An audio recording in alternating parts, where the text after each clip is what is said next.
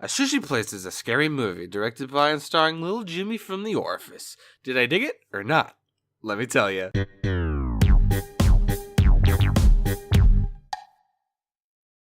Now, I don't consider myself much of a horror aficionado. I'm not much a fan of brutal, gory violence and torture a la Saw, so I tend to lean more towards the creepy aspects of horror as opposed to the, nasty ones. Thriller type movies with long build-ups and unnerving atmospheres such as The Babadook, Get Out, 10 Cloverfield Lane, The Ritual, and hell, even Dark Skies are more my speed, and A Quiet Place really hit the nail on the head. In fact, the entire movie is built around long silences and big payoffs due to the premise, which I love. On top of being a big fan of long silent scenes, ironically, I'm also a fan of big, loud, badass monster violence, and the premise of A Quiet Place is that big, scary alien monster things have taken over the planet and they hunt solely guided by sound, so having big, scary monsters gets immediate bonus points from me. Our main characters live in total silence, taking cautious measures to ensure nothing they do alerts the sound-hunting crawly boys who just want to munch them right on. This includes clever concepts such as using leaves as plates to avoid clinking and shattering, walking barefoot on sand to dampen footsteps, and even eating stuff that's all soft and doesn't crunch. This level of thought really makes the characters more believable, and I appreciate how the writers basically took... Reggie, why do you have to have, like, fucking claws that click and clack on hardwood?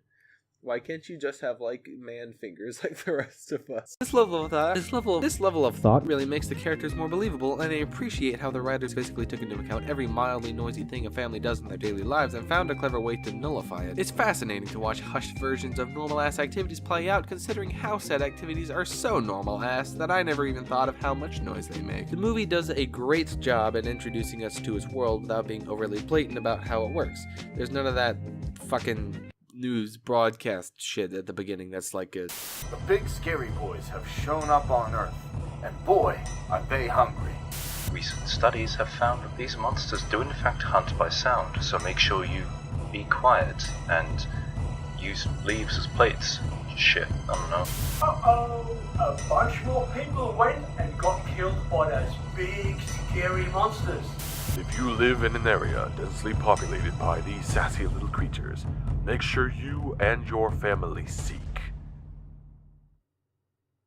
A Quiet Place. The creature design, might I add, is pretty fucking nice. The body shape is alright enough, but the real creativity and creepiness comes through in the way their heads work. I feel that one of the most exciting parts of a monster movie is finding out what they look like, so I won't spoil too much, but it's, The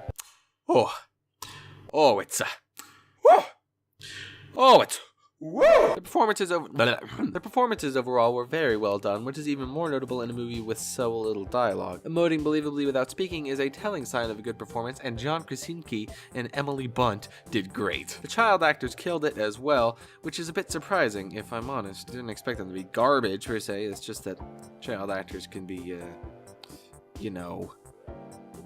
really bad. Fear must be an especially hard emotion to replicate, especially in reaction to monsters that aren't really there, so when Jimmy Boy over here looks like he's scared shitless, it's just that more impactful, you know? Characters' reactions to shitty bad stuff happening felt very passionate and genuine, and that level of emotion without speaking is difficult to believably convey. Cinematography-wise, there wasn't much that necessarily stood out to me, but it wasn't super generic either. Certain shots of characters being stalked by the monsters were framed in a way that gave off the exact main feeling that they were going for, and in one particular instance, there was even some symmetrical composition, which I am always a fan of. Wes Anderson. The writing at times was a bit corny, but there wasn't really anything that made me roll my eyes. Most of the dialogue was spoken in sign language, which is badass in and of itself and believably written, but when it came to verbal dialogue, there were just a few lines bordering on cliche. Typical stuff like, "I gotta protect my family," was sprinkled in here and there, as well as a monologue by the mother that started with the question, "Who are we?" which felt out of place and unrealistically deep for anyone who wasn't a movie character. Overall, it was believable enough, and even when speaking with our hands, all the tone and emotion that would have been there vocally was equally present. Speaking of emotions, this movie was definitely one that I was emotionally invested in. It's impressive that characters with not much of an established personality were presented in a way that made me care about what happens to them, to the point where I, did not cry. Shut up. If you've seen it, I'm sure you know what I mean. And speaking of the characters, I've got a teensy tiny little nitpick with their names of all things. Not so much of a nitpick really, just more one of those, I think it would have been cool if they did this type things, you know? Personally, I think it would have been interesting if the characters just didn't have names. Like if their names were just mom, dad, son, and daughter or something like that. On top of the fact that their names are never even said in the movie, apart from their last name appearing on a mailbox, I think not giving them names would have been some interesting commentary on the fact that the audience cares so much about them. It'd be a way of saying, Hey, we got you to cry about this person even though they didn't even have a name. and it would be like, wow, I guess I did.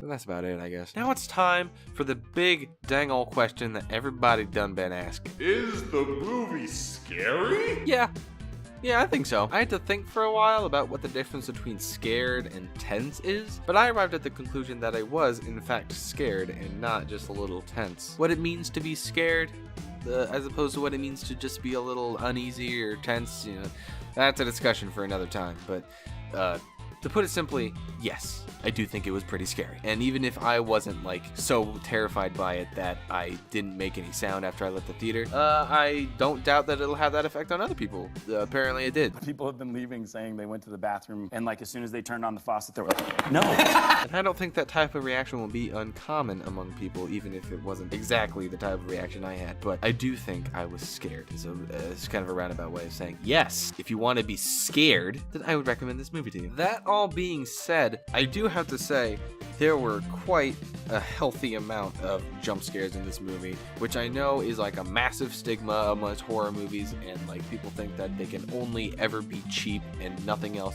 But in my personal opinion, even though I do think they were just a little bit overabundant, I think they were pretty well placed and it made sense for them to happen. A couple times they did make jump scares out of arbitrary things happening that wouldn't have even been that loud in real life. Those were a bit bothersome, but for the most part, jump scares happen when, something sudden really does happen and it elicits the same response that the characters would have in that situation. So while avoiding a big deep discussion about what makes a good jump scare, I have to say, even though there were a couple annoying ones in this movie, for the most part, I think they were tasteful and made sense in the context of the movie. I wouldn't discount this movie's validity based on the fact that it has jump scares at all. So now, it is finally time to take a look at if I dug it or not.